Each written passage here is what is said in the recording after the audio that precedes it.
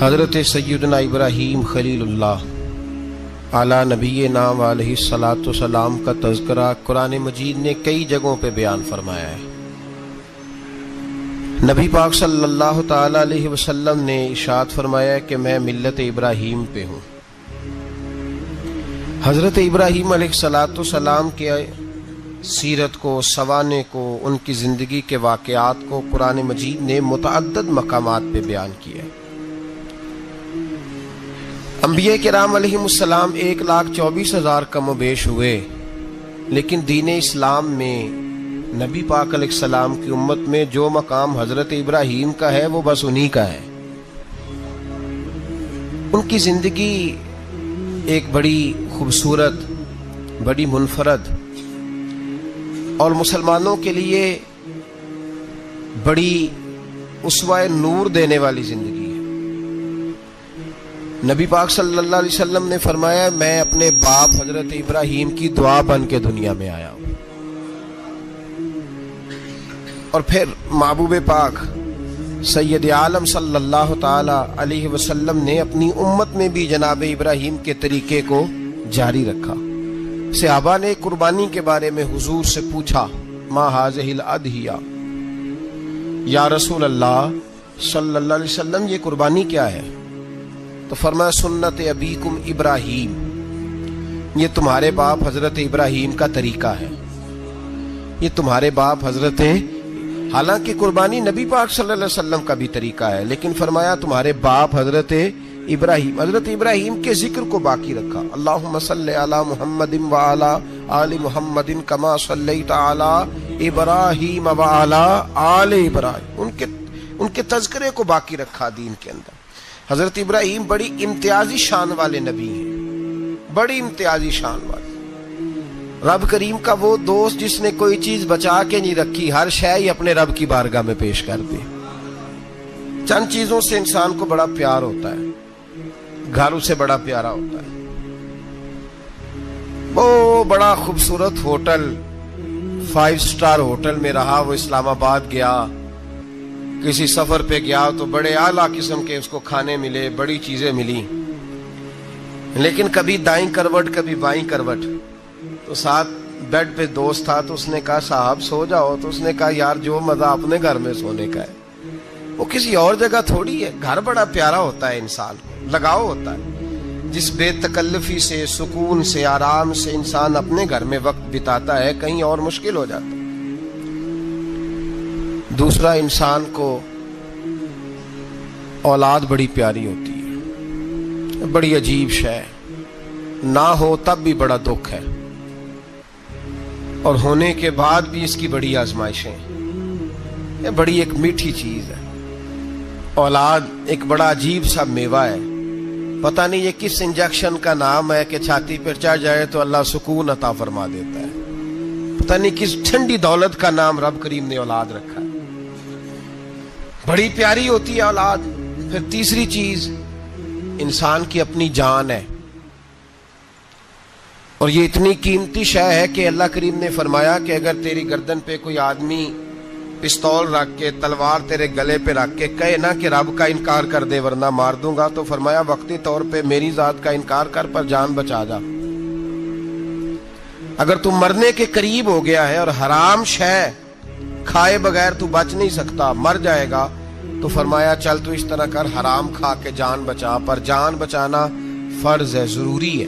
وطن بڑا پیارا، اولاد بڑی پیاری، جان بڑی پیاری، پر حضرت ابراہیم سے رب کریم نے فرمایا چل ابراہیم کوئی چیز دے، تو کہا یا اللہ تینوں ہی تیرے نام پہ قربان کرتا ہوں، تیری ہوئی ساری، ہر شے تیری۔ حضرت ابراہیم نے دین کے لیے، آپ شہر بابل کے قریب پیدا ہوئے تھے، وہاں سے مصر آئے، مصر سے فلسطین آئے، اور فلسطین سے آ کر کے کعبہ آباد فرمایا۔ زندگی سفروں میں گزری، سفر ایک تکلیف والی چیز ہے، پر حضرت ابراہیم نے وطن چھوڑ دیا، گھر چھوڑ دیا۔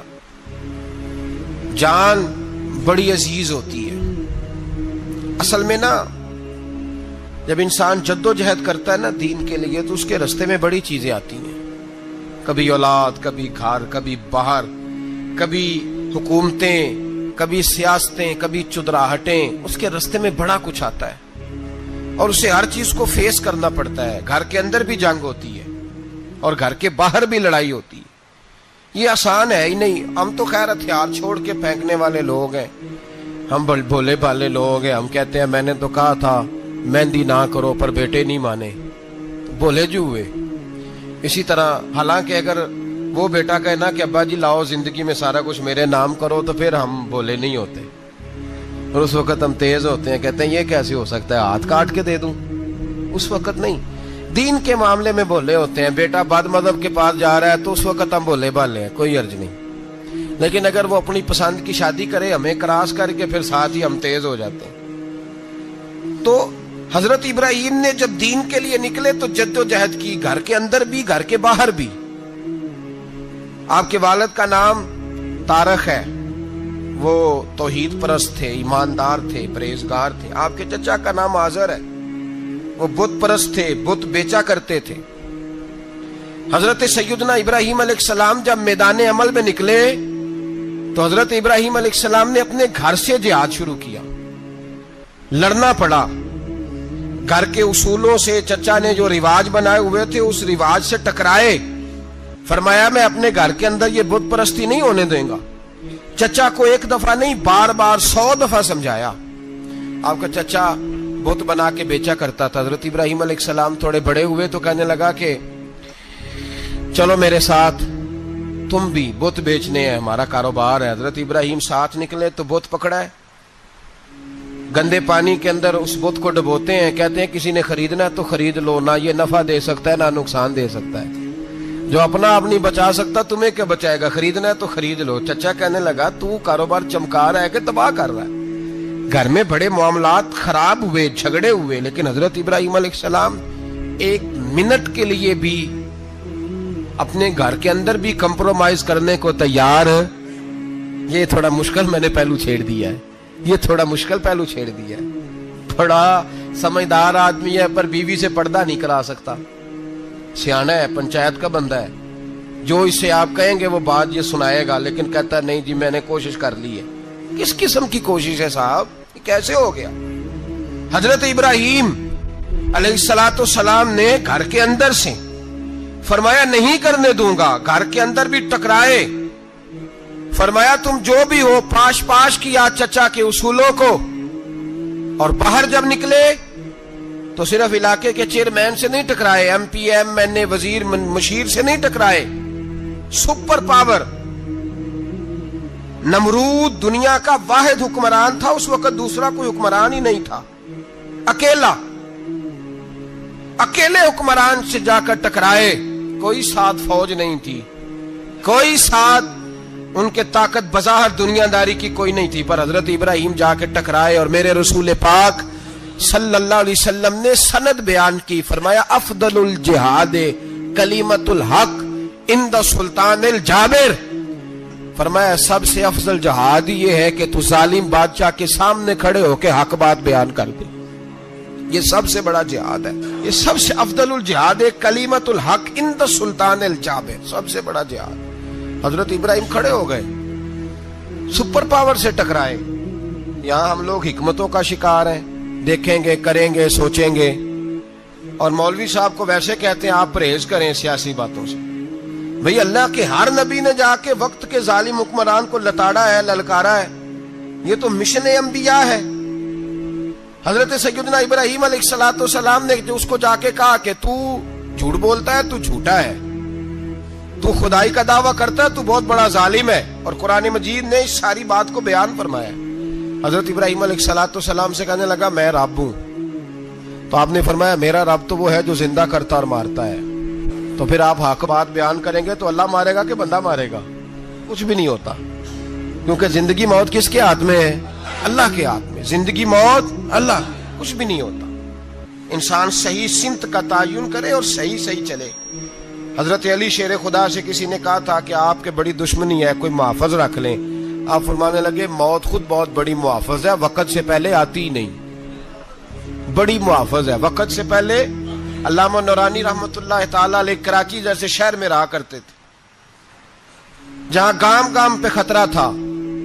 लोगों ने कहा हजरत इतने बड़े लीडर हो, आपकी जमात की 62 सीटें हुई कौमी असेंबली में, एक ऐसा वक्त भी आया तो कोई एक आदमी बंदूक वाला, आप फरमाने लगे मुझे जरूरत ही नहीं, इसलिए कि जिस खुदा रसूल के लिए मैं निकला हूं वो खुद ही हिफाजत करने वाले हैं, जरूरत नहीं इन चीजों। तो भाई हजरत इब्राहिम टकराए और आपका अंदाज क्या है? जाके कहा कि तू नहीं, खुदा वो है जो जिंदा करता। और उसने एक बेवकूफों जैसी दलील दी। एक आदमी को कल फांसी देनी थी तो उसको बुलाया, कहने लगा तुझे कब फांसी है? उसने कहा कल। कहने लगा जा तुझे ज़ात किया, जिंदगी दी, उसको छुट्टी दे दी। एक आम आदमी बेचारा बैठा था, उसको पकड़ के ना कहने लगा इसकी गर्दन उड़ा दो। कहने लगा देख लो मैं भी जिंदा करता और मारता हूं, वो जो कल मरने वाला था मैंने जिंदा कर दिया है, और जिसको पता ही नहीं था कि मैंने मरना है उसे पकड़ के मैंने मार दिया है। ये बेवकूफों जैसी दलील है। हजरत सैयदना इब्राहिम अलैहिस्सलाम चाहते तो उसी वक्त दलील तोड़ देते कि तू क्या बेवकूफों जैसी बात कर रहा है, अगर तू जिंदगी देता है तो मरे हुए में जान डाल के दे जिसको तूने मारा है। लेकिन हजरत इब्राहिम ने देखा कि बेवकूफ है, बेवकूफों से बहस नहीं होती, दलील बदल ली जाती है, उनकी अकल के मुताबिक बात की जाती है। हजरत इब्राहिम फरमाने लगे मेरा रब वो है जो सूरज मशरिक से निकालता है और मगरिब में गुरूब करता है, तू अगर रब है तो तू मगरिब से निकाल के मशरिक में गुरूब कर। फबुहितल्लज़ी कफर, काफिर लाजवाब हो गया, उसके पास इस चीज का कोई जवाब नहीं था। अल्लामा इस्माइल हकी ने खूबसूरत फिक्रा लिखा है, खूबसूरत जान डाल दी एक जुमला कह के। हजरत सैयदना अल्लामा इस्माइल हकी रहमतुल्लाह अलैह फरमाने लगे चूंकि नमरूद बेवकूफों जैसी बातें कर रहा था, अगर वो ये कह देता ना कि मैं सूरज को निकालता हूं मशरिक से, मैं गुरूब करता हूं माज़अल्लाह मगरिब में मैं निकालता हूं, तो आप अपने रब से कहिए कि वो मगरिब से निकाल के मशरिक में गुरूब करे।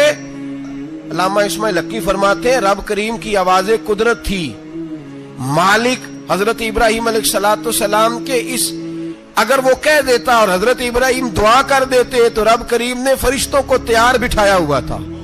फरमाया अगर ये कह दे मेरे खलील से कि सूरज मगरिब से निकाल के मशरिक में गुरूब करना है तो तैयार रहना, जिस तरह खलील कहेंगे वैसे ही कर देंगे। वत्तखज़ल्लाहु इब्राहीम खलीला, इब्राहिम हमारा दोस्त जो हुआ, जैसे कहेगा वैसे कर देंगे। हजरत सैयदना इब्राहिम अलैहिस्सलाम की बातों का जब जवाब ना दे सका, दलील नहीं बंदा देता, फिर लड़ाई करता है, फिर झूठे मोटे एतराज करता है। दलील खत्म होती है तो लोग जातियात पे उतरते हैं, कहते हैं ये खांसता सही नहीं, देखता सही नहीं। दलील खत्म, अब जातियात पे उतरे, कहने लगे मुझे पता चला है कि ये फलानी जगह गया था तो वहां जाके इसने इस तरह किया है। फिर लोग जातियात पे उतरते हैं, जब दलील का जवाब दलील से नहीं दे पाते फिर जातियात पर उतरकर हमले करते हैं। हजरत इब्राहिम के दलाइल का जवाब नमरूद ना दे सका तो कहने लगा कि इसको आग में डाल दो। कौम गई हुई थी सारी, आपने बात सुनी हुई है, मैंने सिर्फ इशारा देना है, मेले पे। तो हजरत सैयदना इब्राहिम अलैहिस्सलाम ने सारे बुत तोड़ दिए, कुल्हाड़ा बड़े बुत की गर्दन पे रखा, वापस आए, कहने लगे बुत किसने तोड़े हैं? तो फरमाया इससे पूछ लो जिसकी गर्दन पे कुल्हाड़ा है।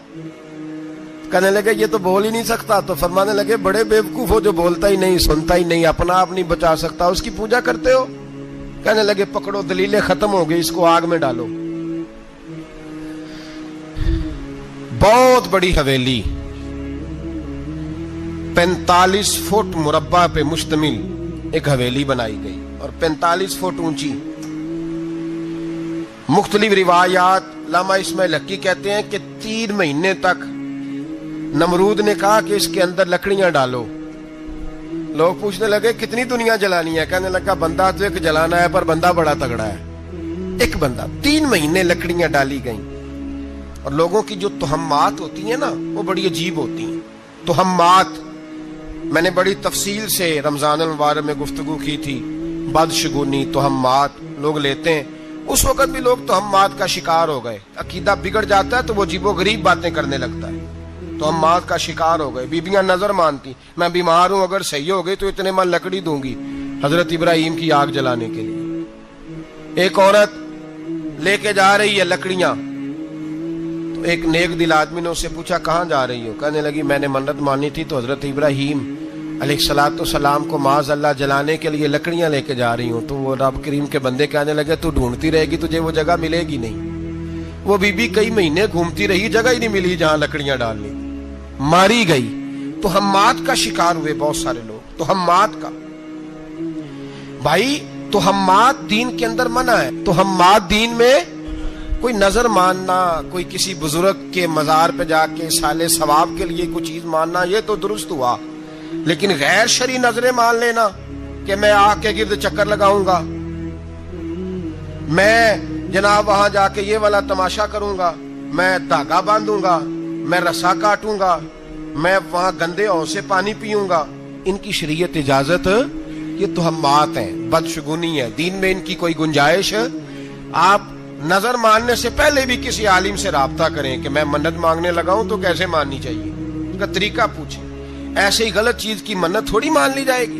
12 लामदाम बरसरे मतलब हजरत इब्राहिम के लिए आग जलाई गई, 45 फुट ऊंची आग है, परिंदा भी ऊपर से गुजरता है तो नीचे गिर जाता है जल के। इतने दिन लगा के आग जलाई गई, अब हजरत इब्राहिम को जलाया जाने लगा है। यहाँ तो मौजे है ना, जो किसी इदारे का सरबराह है उसके लिए मौज है, किसी जगह ऑफिसर बन गया तो मौज है, पीर साहब के लिए मौज है, अल्लामा साहब के लिए मौज है, खतीब साहब के लिए मौज है। जलना किसको पड़ता है? वाली कोई नहीं रहा इल्ला माशाअल्लाह। वो लोग गुजर गए जो तकलीफें सह के काम करते थे, गुजर गया जमाना। हजरत सैयदना इब्राहिम अलैहिस्सलाम को जलाया जाने लगा है, तो अब इतनी बड़ी आग है तो डाले कैसे? शैतान ने तजवीज दी कि मंजनीक बनाओ, मंजनीक, बड़े बड़े बांस बांध के उनके नीचे रस्सा बांधो।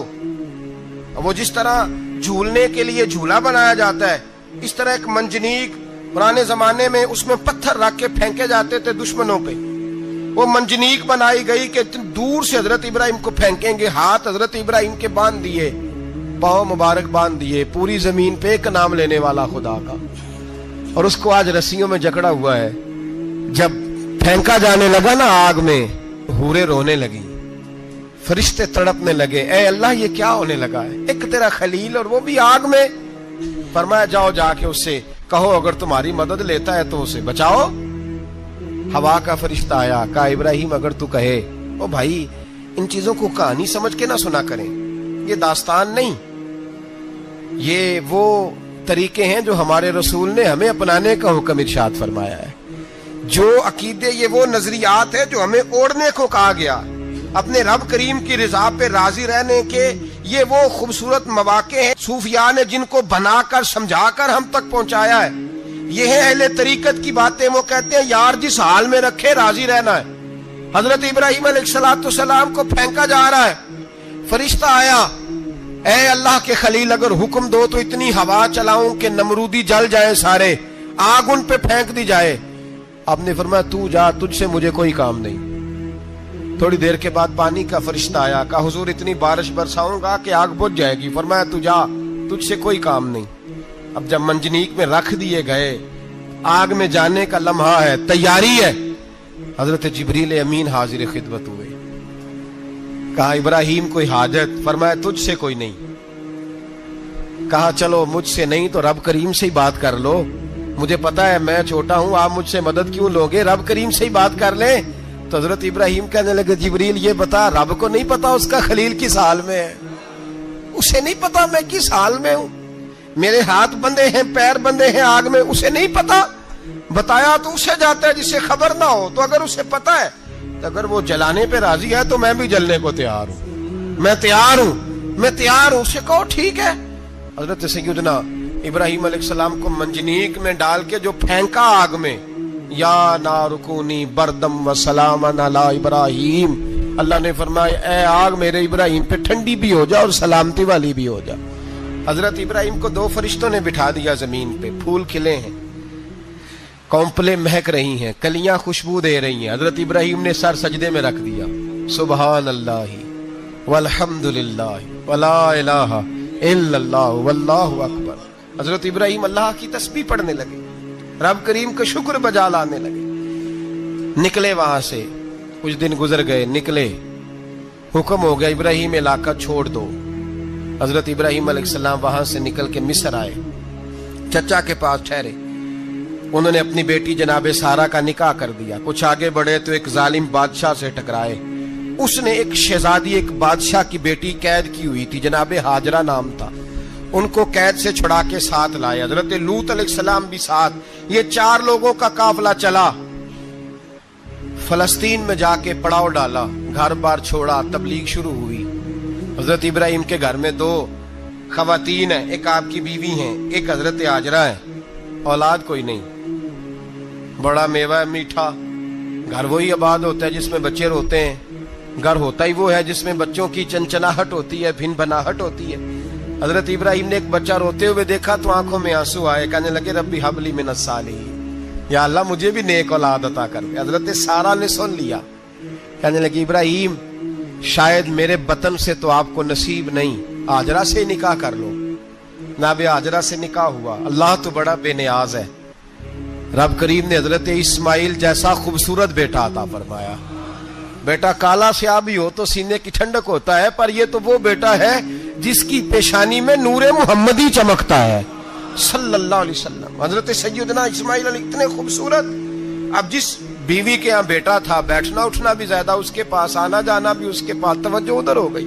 جناب سارہ رشک کرنے لگی. ایک دن کہنے لگی اسے چھوڑ آ جنگل میں, وادی غیر ذی زرع, مکے کے پاس. بھائی ایک بیٹا عالم دین بنا لو. کہنے لگا روٹی کہاں سے کھائے گا؟ تیرے 5 بیٹے ہیں, کو حافظ قرآن بنا, کہتے روٹی کہاں سے کھائے گا؟ وہ بچہ بھی کہتا ہے میں کہاں سے کھاؤں گا.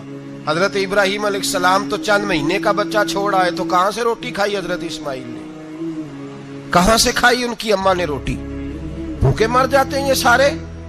میں بڑی ذمہ داری سے کہا کرتا ہوں کہ جتنی خوبصورت روٹی اللہ کریم دین کے خادموں کو عطا کرتا ہے شاید کسی اور کے نصیب ہوتی ہو, لیکن ہم لوگ توجہ ہی نہیں کر رہے. ہمارا ذوق ہی نہیں بن رہا.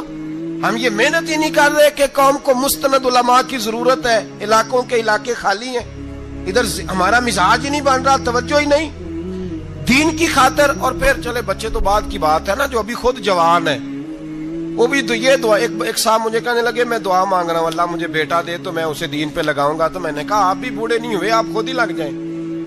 بیٹا تو ابھی آئے گا تو لگے گا نا. تو آپ تو اس وقت ہے تو آپ تو پہلے لگے نا صاحب. 2 گھنٹے تو نکال کے آئے, دین سیکھنے کو کافی ہے. آپ اتنی لمبی سوچ رہے ہیں کہ بچہ آئے گا تو بڑا ہوگا تو وہ جائے گا تو دیکھی جائے گی. ابھی تو آپ ہیں تو آپ تو آؤ. حضرت ابراہیم نے بچہ وہاں چھوڑا. یہاں سے جو عمرہ کرنے لوگ جاتے ہیں نا, جو حج کرنے جاتے ہیں, ان کو پتا ہے کہ وہاں دنیا کی ہر نعمت ملتی ہے, پھر بھی ڈبل ٹرپل پیسے لوگ جیبوں میں ڈال کے جاتے ہیں. حضرت ابراہیم جب وہاں لے کے گئے تو کوئی انسان نہیں تھا, پانی کا قطرہ نہیں تھا. 2 کلو کھجوریں, ایک مشکیزہ. بیوی کو تھمایا. ہمارے گھر میں ہزاروں چیزیں پڑی ہیں, لیکن وہ جو توکل ہے نا وہ ختم ہو گیا ہے. اللہ دے گا, حلال حلال پہ قناعت کرے, جائز جائز پہ بھروسہ کرے, رب کریم عطا کرنے والا ہے. وہ مزاج ختم ہو گیا.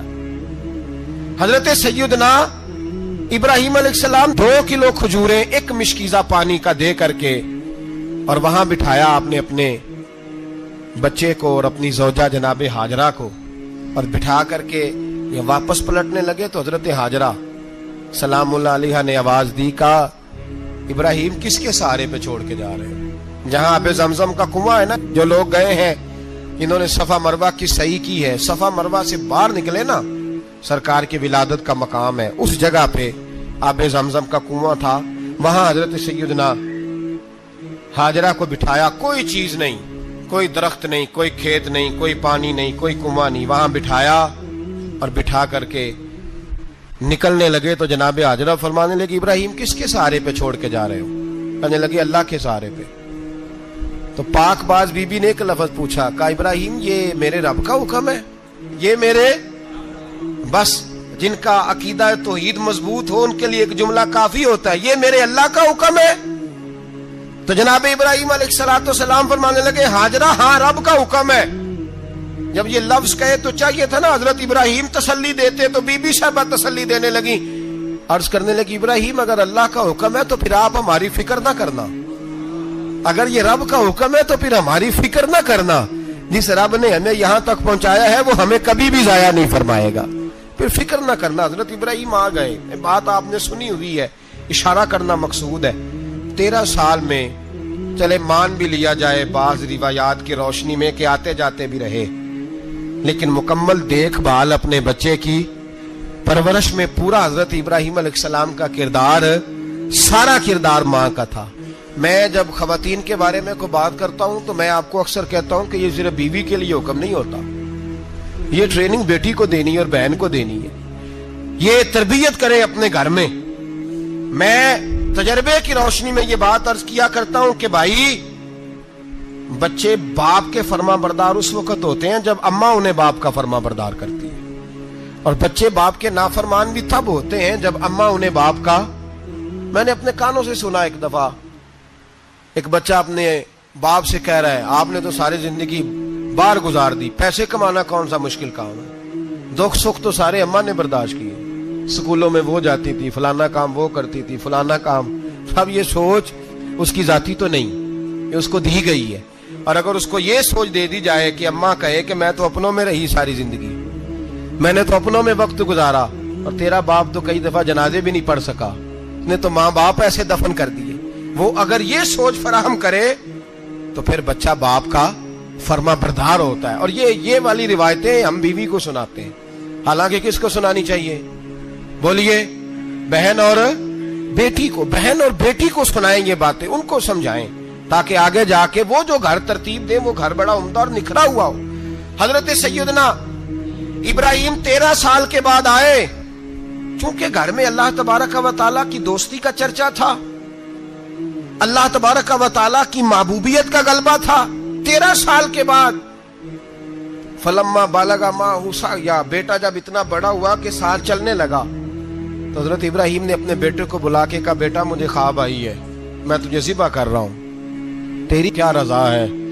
تو حضرت اسماعیل کہنے لگے یا ابت افعل ما تؤمر, ابا جی اللہ جیسے حکم دیتا ہے میرے ساتھ ویسے ہی کریں, جیسے اللہ حکم دیتا ہے ویسے ہی بولیے ویسے ہی کریں. حضرت حاجرہ کو کہا کہ ایک دوست نے دعوت کی ہے تو وہاں جا رہے ہیں, بی بی مطمئن ہے, تفصیلات کی ضرورت نہیں, ختم بات, اعتبار ہے, مطمئن ہو گئی. شیطان پیچھے سے آیا اماں کے پاس, ذرا تھوڑی دیر کے لیے تصور جمائیے, یہاں تو پڑوسن آ کے کوئی بات بتا دیتی ہے خاوند کے بارے میں تو کئی مہینے جھگڑا جاری رہتا ہے, پڑوسن محلے دار. شیطان نے آ کے بتایا لفظ کیا ہے, کہا حضرہ تمہیں پتا ہے کہاں جا رہے, کہا دوست کی دعوت میں. تو کہنے لگے دوست کون ہے؟ رب کریم, اور ابراہیم کا خیال ہے کہ اس رب نے مجھے حکم دیا ہے کہ میں ذبح کروں. تو حضرت حاجرہ کہنے لگی کبھی باپ بھی بیٹے ذبح کرتے ہیں؟ شیطان کہنے لگا ان کا خیال ہے کہ ان کے رب نے حکم دیا ہے. جناب حاجرہ فرمانے لگی اگر رب نے حکم دیا تو پھر تو مجھے شیطان لگتا ہے, تو مجھے شیطان لگتا ہے. کا کیا مطلب؟ فرمانے لگی اگر رب کریم کا حکم ہے تو میرے پاس ایک اسماعیل ہے, اگر 1000 بھی ہوتے میں سارے اللہ کے راستے میں پیش کر دے دیتی. مالک کا ہی تو ہے سارا کچھ, اسی کا ہے, اس میں لیت اللہ کی کیا گنجائش. حضرت سیدنا ابراہیم علیہ السلام نے بیٹے کے حلق پہ چھری رکھ بھی دی اور چھری چلا بھی دی, رکھ بھی دی, اور وہ تو اللہ کریم نے فرمایا یا ابراہیم قد صدقت الرؤیا, ابراہیم تو نے خواب سچا کر دکھایا, وہ قیامت تک تیرا نام رہے گا.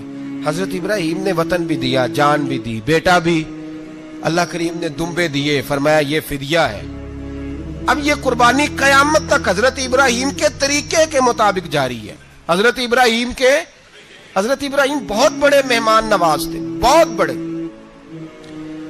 آپ جب مصر میں قیام تھا تو بڑے بڑے لمبے چوڑے لنگر پکتے تھے, لوگ آیا جایا کرتے تھے, بڑا تفصیل کے ساتھ کھانا ہوتا تھا. مہمان نوازی آپ کی خاص صفت مبارکہ ہے. ہمارے ہاں بھی مہمان نوازی ہوتی ہے امیروں کی, بلکہ اب تو مہمان نوازی اس طرح کی ہے کہ کل تیری میرے پاس دعوت ہے اور پرسوں میری تیرے پاس ہے. وہی امیروں میں وہ چکر رہتا ہے, پارٹیاں دوست ایک دوسرے کو ڈالتے ہیں, تیری طرف پارٹی تیری طرف. اور اسی انداز میں اب یہ عید آئے گی نا, ٹکا پارٹیاں ہوں گی جگہ جگہ, اور لوگ سوال پوچھنے لگے ابھی سے, کہتے ہیں قربانی کا کتنا گوشت گھر رکھنا جائز ہے, قربانی کا کتنا گوشت گھر رکھنا جائز ہے؟ سارا ہی جی. اس لیے فریزر لے لے, فریج سے نہیں کام چلے گا. سارا ہی جہاز گھر رکھنا سارا ہی جائز ہے، رکھ لیں۔ او خدا کے بندے، قربانی وہ بندہ دیتا ہے جو سارا سال ہی گوشت کھاتا ہے، صحیح کہہ رہا ہوں؟ قربانی صاحب نصاب صاحب استطاعت بندہ دیتا ہے نا، تو وہ سارا سال ہی گوشت، تو سارا گھر میں رکھنا بھی جائز ہے، لیکن سارا دے دینا بھی۔ تو جو آ رہی ہے اس پہ کیوں توجہ کرتے ہو؟ جو دوسرا جائز ہے اس پہ کیوں نہیں عمل کرتے؟ سارا تقسیم کر دیں، بات ختم ہوئی۔ یقین کریں، محرم میں جا کے دوست ٹیلی فون کر کے سوال پوچھتے ہیں، کہتے ہیں صاحب سنا ہے قربانی کا گوشت محرم میں کھانا جائز نہیں۔ میں کہ نہیں، ربیع الاول چ بھی جائز جے، رجب رمضان تک کھاؤ، کوئی بندہ نہیں منع کرتا، اس لیے کہ کسی کو دینا تو پسند ہی نہیں، یا پھر اس میں سے جو خاص خاص چیزیں ہیں وہ اپنی فریج میں، اور باقی جو ہے وہ دوسروں کے لیے۔ یہ کیا طریقہ ہے ہمارا؟ اور اسی پہ عمل ہے۔ اللہ تبارک و تعالی ہمیں سمجھنے کی توفیق عطا فرمائے۔ حضرت ابراہیم بہت بڑے مہمان نواز تھے، صرف قربانی نہیں دیتے تھے، سارا سال بہت سارا لنگر، بہت سارا کھانا پینا، بہت ساری چیزیں جاری رہتی تھی۔ اور جتنے غریب لوگ تھے فلسطین کے، ان کو پتا تھا کہ حضرت ابراہیم علیہ السلام کا لنگر جاری ہے فلسطین میں جب آپ کا قیام تھا۔ ایک دفعہ ڈھیروں مہمان آ گئے اور کھانے کو کوئی چیز نہیں۔ حضرت سارہ اور جناب ہاجرہ دونوں اس وقت موجود تھیں۔ وہ کہنے لگی ابراہیم بہت سارے مہمان آ گئے تو کیا کریں؟ جناب سارہ کہنے لگی کس طرح کر کے ان کی مہمان نوازی کرنی؟ اور حالات یہ ہیں کہ قحط پڑا ہوا ہے فلسطین میں، مصر میں، دور دراز علاقوں میں۔ تو حضرت ابراہیم کہنے لگے یہ اللہ کے مہمان ہیں اور ہمیں رب کریم کا بندہ سمجھ کے آ گئے، اللہ ہی بندوبست کرے گا۔ فرمانے لگے میرا مصر میں ایک دوست ہے، وہ قحط کے دنوں میں غلہ جمع کر لیتا ہے، میں اس کی طرف پیغام بھیجتا ہوں، مجھے امید ہے وہاں سے غلہ ملے گا۔ 2 3 5 اونٹ والے غلام بلائے اور ان کو کہا کہ جاؤ غلہ لے آؤ مصر کے دوست سے۔ وہ لوگ کہتے ہیں ہم غلہ لینے گئے، وہاں جب پہنچے تو حضرت ابراہیم خلیل اللہ علیہ السلام کا پیغام دیا تو آپ کا وہ دوست کہنے لگا غلہ تو بے شمار تھا، مجھے خبر نہیں تھی کہ حضرت ابراہیم کا پیغام آئے گا، تو میں تو سارا تقسیم کر چکا ہوں، لوگ لے گئے، اب تو کوئی شے نہیں۔ اب وہ خالی آ گئے 5 کے 5 اونٹ۔ جب خالی آئے تو حضرت ابراہیم کی حویلی کی دیواریں چھوٹی چھوٹی تھیں، ان غلاموں میں سے، خادموں میں سے، آپ کے ان چاہنے والوں میں سے ایک کہنے لگا یار وہ غریب تو انتظار کر رہے ہوں گے کہ غلہ لینے گئے ہیں، ہمیں روٹی ملے گی۔ چھوٹی چھوٹی دیواریں ہیں، وہ جب دیکھیں گے نا خالی آ گئے تو انہیں تکلیف ہوگی، اس طرح کرو بوریوں میں ریت بھر لیتے ہیں، ریت بھر کے لے جاتے ہیں، بعد میں اندر رکھ کے انہیں سمجھا بہلا لیں گے یا حضرت ابراہیم کو بتائیں گے، وہ خود ہی ان لوگوں کی دلجوئی فرمائیں گے۔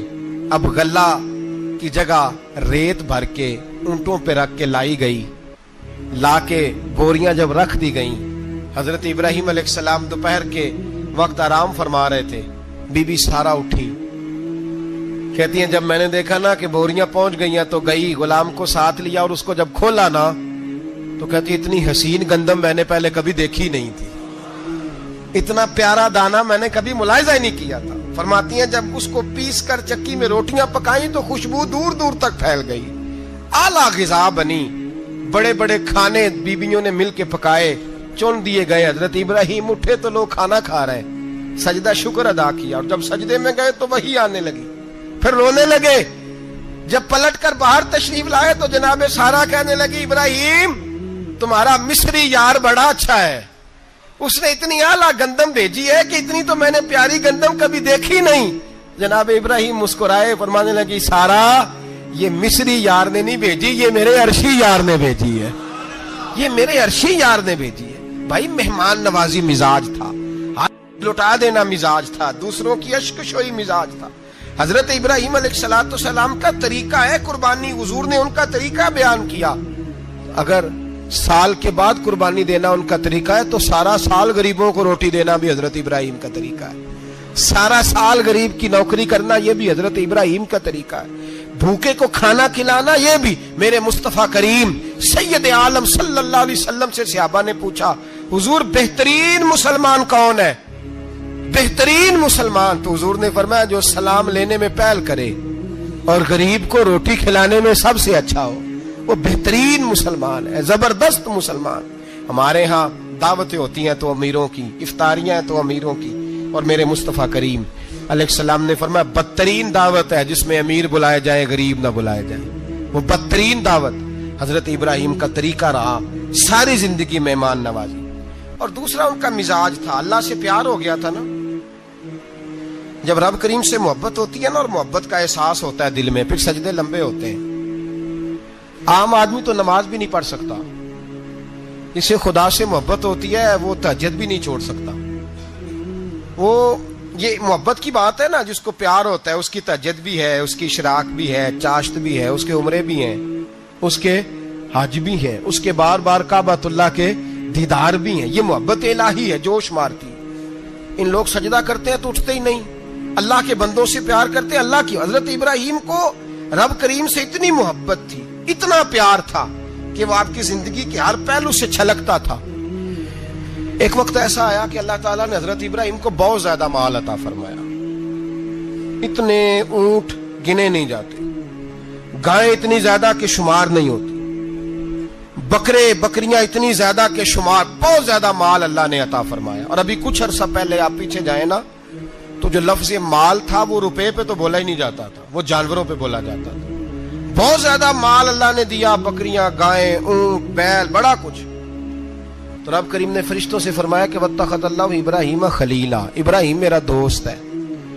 تو فرشتے کہنے لگے یا اللہ جسے اتنا کچھ دیا جائے اس نے دوست تو بننا ہی ہوتا ہے, تو نوازا ہی پڑا ہے, اتنا مال, اتنے کھیت کھلیان, اتنا کچھ. اللہ کریم نے فرمایا جاؤ آزمائش کر لو, امتحان لے لو. فرشتہ امتحان لینے پہنچ گیا. حضرت ابراہیم کے جانور چر رہے ہیں چراگاہ میں, حضرت ابراہیم بھی ہیں, غلام بھی ہیں, بہت بڑا ریوڑ ہے.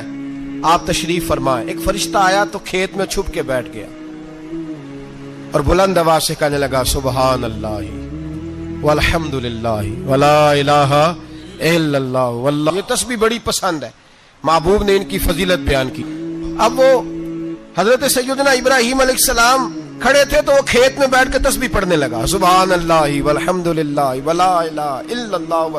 حضرت ابراہیم کہنے لگے یہ میرے رب کا نام کون لے رہا ہے, بڑی اس کی میٹھی آواز ہے, بڑی کون ہے. ڈھونڈنے لگے, گھومتے گھومتے اس کے پاس چلے گئے, فرشتہ انسانی شکل میں. تو میرے رب کا ذکر کر رہا تھا؟ اس نے کہا میں ہی کر رہا تھا. فرمانے لگے یار ایک دفعہ پھر نہیں کرتا. تو کہنے لگا ابراہیم پہلے تو میں اپنی مرضی سے کر رہا تھا, تو کہتا ہے تو پیسے لگیں گے, پیسے ہیں تو کر دیتا ہوں. حضرت ابراہیم کہنے لگے بول تو کیا لے گا, میرے اللہ کا ذکر سنانے کا کیا لے گا. کہنے لگا جتنی بکریاں آپ چرا رہے ہیں ساری دے دے تو میں اللہ کا ذکر سنا دیتا ہوں. اور آپ نے فرمایا بس جا تیری ساری ہوئی, میرے رب کا ذکر سنا. اور پھر شروع ہو گیا سبحان اللہ الحمد للہ ولا الہ الا اللہ واللہ اکبر. حضرت ابراہیم علیہ السلام کیف میں, یار پھر ذرا سنا, نہ علما وچ پھسا سانو, تو یار دی گل سنا سانو, ذرا دوبارہ سنا. پھر سنایا, ایک دفعہ پھر کہا. فرشتہ کہنے لگا بس جی آپ کے پیسے پورے ہو گئے. حضرت ابراہیم کہنے لگے چل ایک دفعہ اور سنا. کہنے لگا پیسے لگیں گے, تو کیا لے گا. کہنے لگا گائیں بھینسیں ساری میری. فرمایا بس یار اتنی قیمت, تو سنا صحیح, سارا کچھ ہی تیرا. پھر شروع ہو گیا سبحان اللہ والحمد للہ ولا الہ الا اللہ واللہ اکبر. گائیں دے دیں, بھینسیں دے دیں, وہ ذکر سناتا ہے. حضرت ابراہیم کبھی مچلتے ہیں, کبھی روتے ہیں, کبھی آہیں بھرتے ہیں. تو میرے رب کا نام لے رہا ہے, ذرا پھر سے لے. کیف جاری ہے. کہنے لگا بس بھائی. حضرت ابراہیم فرمانے لگے تو اور لے لے جو لینا ہے, مجھے ذکر سنا. اس نے کہا ابراہیم بکریاں میں لے چکا, گائے بھینسیں میں لے چکا, اونٹ رہ گئے, سارے لے لوں گا پھر ذکر سناؤں گا. فرمایا جا تیرا ہوا تو ذکر سناتا رہ, میں دیتا ہوں. دے دیا, کچھ دیر ذکر کیا تو اب خاموش ہو گیا. حضرت ابراہیم خلیل اللہ علیہ السلام فرمانے لگے ذکر سنا. کہنے لگا ابراہیم اب تیرے پاس دینے کو کیا ہے, ہر چیز تو میں لے چکا. آپ فرمانے لگے یہ گائے بھینسیں بکریاں چرانے کے لیے تجھے کوئی نوکر ملازم بھی تو چاہیے نا. تو اس طرح کر, مجھے رکھ لے, میں روٹی نہیں مانگوں گا, کھانا نہیں مانگوں گا, تو اللہ کا ذکر سناتا رہنا, میں تیرے جانوروں کی نوکری کرتا رہوں گا. حضرت ابراہیم علیہ السلام نے جب یہ کہا نا, فرشتے کی آنکھوں میں آنسو آ گئے. تر دامنی پہ شیخ ہماری نہ جائیے, ہم دامن نچوڑ دیں تو فرشتے وضو کریں. فرشتہ رو پڑا اور کہنے لگا ابراہیم مجھے سینے سے لگاؤ, آپ واقعی اس قابل ہے کہ اللہ آپ کو اپنا دوست بنائے, واقعی اس قابل ہے کہ رب آپ کو اپنا. حضرت ابراہیم علیہ السلام کا خدا سے محبت کرنے کا نرالا انداز. اور میرے بھائی یہی محبت انہیں میرے مصطفیٰ سے بھی تھی۔ ایک نبی گھر بنا رہا ہے، دوسرا بنوا رہا ہے۔ حضرت اسماعیل علیہ السلام پتھر اٹھا اٹھا کے لا رہے ہیں، جناب ابراہیم بنا رہے ہیں۔ جب خانہ کعبہ بن گیا تو کہنے لگے ربنا وابعث فیہم رسولا، اے اللہ اب اسے بسانے کے لیے اپنا آخری رسول بھی عطا فرما۔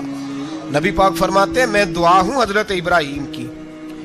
یہ قربانی حضرت ابراہیم کا طریقہ ہے۔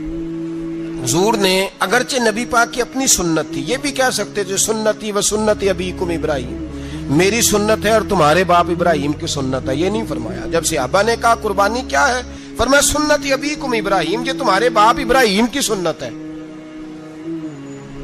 ہر صاحب نصاب پر قربانی واجب ہے۔ جو زکوٰۃ کا نصاب رکھتا ہو اس پر قربانی واجب ہے، یعنی ضروریات سے زیادہ اتنے پیسے جتنے پیسوں سے زکوٰۃ فرض ہوتی ہے، اتنے پیسے جس آدمی کے پاس قربانی سے پہلے پہلے آ جائیں اس آدمی پر قربانی کرنا واجب ہے۔ بکرا، چھترا، دمبا 1 سال کا یا دمبا 6 مہینے کا ہو پر اتنا بڑا محسوس ہوتا ہو کہ لگے کہ 1 سال کا ہے، اس کی قربانی ہو سکتی ہے۔ جانور میں کوئی عیب نہیں ہونا چاہیے، اتنا کمزور نہ ہو کہ ذبح جہاں اسے کرنا ہے وہاں وہ چل کے جا نہ سکے، اتنا کمزور جانور نہ ہو، اس کے اندر بظاہر کوئی اتنا بڑا نقص نہ پایا جاتا ہو، کانا نہ ہو، لنگڑا نہ ہو، کوئی اس کی ہاتھ نہ کٹے ہوئے ہوں، ایسا نقص جو واضح ہو۔ بکرا 1 سال کا، گائیں اور بھینس یہ 2 سال کی، اونٹ 5 سال کا۔ اب اس میں یہ ہے کہ ہمارے بہت سارے دوست چونکہ ہم دیہاتی لوگ ہیں تو پوچھتے ہیں کہ دوندا نہیں ہے تو چوگا نہیں ہے، تو یہ ہماری پنجابی کی اصطلاحات ہیں، پنجابی کی۔ شریعت اسلامیہ نے سال بتائے ہیں، یہ تو ہم نے اپنی آسانی کے لیے، یا دیہاتوں میں جو ماحول تھا اس طرح کا جانور لیں، خوبصورت جانور لیں۔ جو نصاب ہے وہ بھی میں نے آپ کو بتایا، لیکن ایک اور پہلو بھی ہے۔ نبی پاک صلی اللہ علیہ وسلم پہ زکوٰۃ کبھی فرض نہیں ہوئی، کبھی حضور پہ زکوٰۃ فرض نہیں ہوئی۔ نبی پاک صلی اللہ علیہ وسلم کے پاس اتنا سرمایہ کبھی اکٹھا ہوا ہی نہیں کہ زکوٰۃ فرض ہو، لیکن نبی پاک کے صحابہ فرماتے ہیں کہ مدینے کے 10 سالوں میں اللہ کے رسول نے ہر سال قربانی فرمائی ہے، ہر سال قربانی دی۔ اور جس سال حضور حج کرنے گئے اس سال اللہ کے نبی نے 63 اونٹ ذبح فرمائے، اور حضور صلی اللہ علیہ وسلم جب اونٹ ذبح کرنے لگتے نا تو صحابہ کہتے ہیں اونٹ خود دوڑ کے حضور کے سامنے آ کے لیٹ جاتا، اور نبی پاک اسے ذبح کرتے اور فرماتے ہیں ایک دوسرے کو دھکے دیتے اونٹ کے، پہلے میں نے جانا ہے ذبح ہونے کے لیے، پہلے میں نے۔ انہیں پتا تھا کہ جو مصطفیٰ کے ہاتھوں ذبح ہوگا وہ تو دائمی زندگی پا جائے گا، یہاں بھی وہاں بھی زندہ۔ 63 اونٹ ذبح کیے۔ ایک اونٹ میں کتنی قربانیاں ہوتی ہیں؟ 7۔ اب 63 کو 7 سے ضرب دو گے تو کتنی بنے گی؟ اور پھر نبی پاک صلی اللہ علیہ وسلم نے 10 سال مدینہ منورہ میں قربانی دی، ہر سال۔ اب وہ 63 اونٹ، ایک اونٹ میں 7 قربانیاں، ہر سال یہاں قربانی۔ اور مولا علی شیر خدا فرماتے ہیں نبی پاک 2 قربانیاں دیتے۔ میں نے کہا حضور 2 جانور ذبح کر رہے ہیں آپ، تو حضور نے فرمایا ایک میری طرف سے، ایک میری امت کی طرف سے، غریبوں کی طرف سے۔ اور حضرت علی کو حضور نے وصیت فرمائی تو 2 دیا کرے گا۔ یا رسول اللہ صلی اللہ علیہ وسلم میں غلام ہوں، خادم ہوں۔ حضور نے فرمایا علی ایک تو نے اپنی دینی ہے، ایک میری طرف سے دینی ہے۔ 2 قربانیاں۔ مولا علی نے بھی ساری زندگی 2 قربانیاں دی۔ حضرت علی بھی مال کے نصاب نہیں تھے، اپنا مکان ہی نہیں تھا، کوئی کاروبار نہیں تھا، کئی دن فاقے رہتے تھے، پر قربانیاں کتنی دیتے تھے؟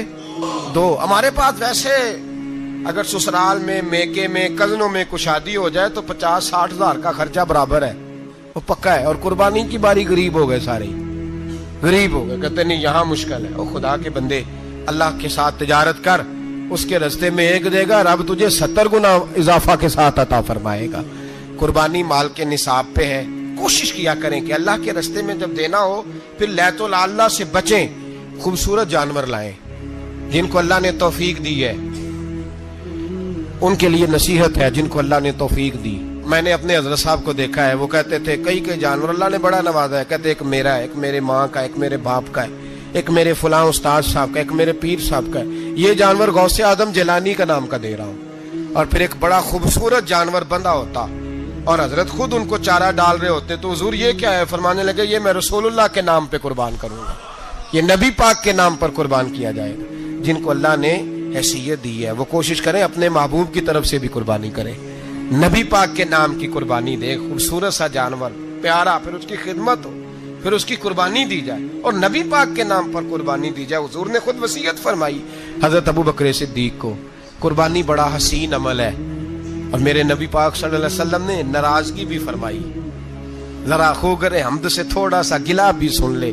میرے حبیب نے فرمایا جو طاقت کے باوجود قربانی نہ کرے وہ ہماری عیدگاہ میں عید کی نماز پڑھنے نہ آئے، وہ نہ آئے۔ اور یا رسول اللہ جو کرے گا، فرمایا قربانی کے جانور کا خون کا قطرہ بعد میں زمین پہ گرے گا، اللہ اس کے سارے گناہ پہلے معاف فرما دے گا، اللہ اس کے سارے گناہوں کو بخشے گا۔ قربانی کریں، خوبصورت انداز میں کریں، اللہ کی رضا کے لیے۔ بزرگوں نے لکھا ہے 3 حصے کرو گوشت کے، ایک گھر میں رکھو، ایک رشتہ داروں میں بانٹو، پڑوسیوں میں بانٹو، اور تیسرا فقط غریبوں کو دو۔ لیکن میں اکثر یہ سوچتا ہوں کہ ہمارے ہاں قربانی کرتا ہی وہ ہے جن کے گھر میں ہر جمعرات کو چھوٹا گوشت پکتا ہے، اور جن کے گھر میں ہفتے میں 3 دفعہ مرغی کا گوشت پکتا ہے، وہی تو قربانی دینے کے قابل ہوتے ہیں۔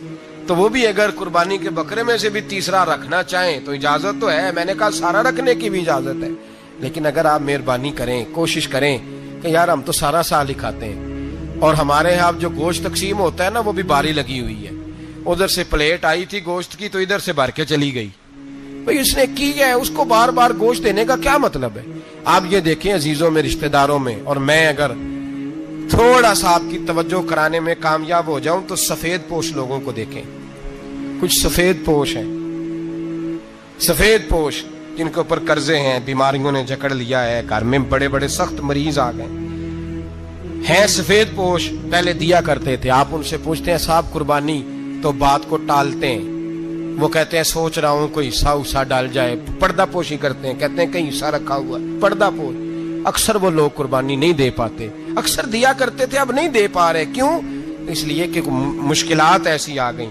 ان لوگوں کا خیال کریں، ان کے گھروں تک گوشت پہنچا کے آئیں، ان پر توجہ کریں۔ وہ سفید پوش آدمی کبھی ذکر نہیں کرے گا، کچھ تو ایسے ہیں جو خود پہنچ جاتے ہیں کہ ہمیں گوشت دیا جائے، لیکن کچھ سفید پوش ہیں لا یسألون الناس الحافا، اللہ فرماتے ہیں کچھ لوگ لپٹ لپٹ کے سوال نہیں کرتے، سفید پوشی کا بھرم رکھتے ہیں، کا مزاج نہیں۔ ان کی طرف دیکھیں، اپنے رشتہ داروں کو دیکھیں، خاص کر ان رشتہ داروں کو دیکھیں جن کا آپ کو پتہ ہے کہ غریب ہیں، مجبور ہیں، ان کے گھروں میں گوشت بھیجیں۔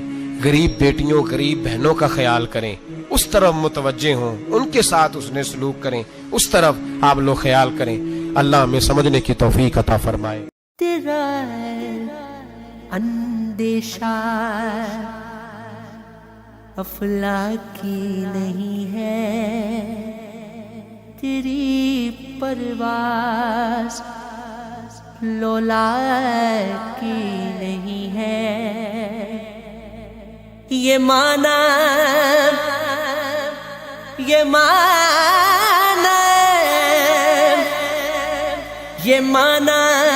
اصلی شاہینی ہے تیری آنکھوں میں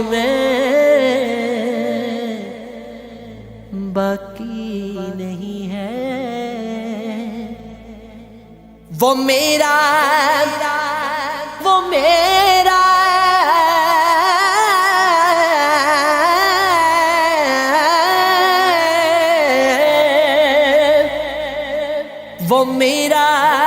رونق کی محفل کہاں ہے، میری بجلی میرا حاصل کہاں ہے، مقام اس کا ہے دل کی خلوتوں میں، خدا جانے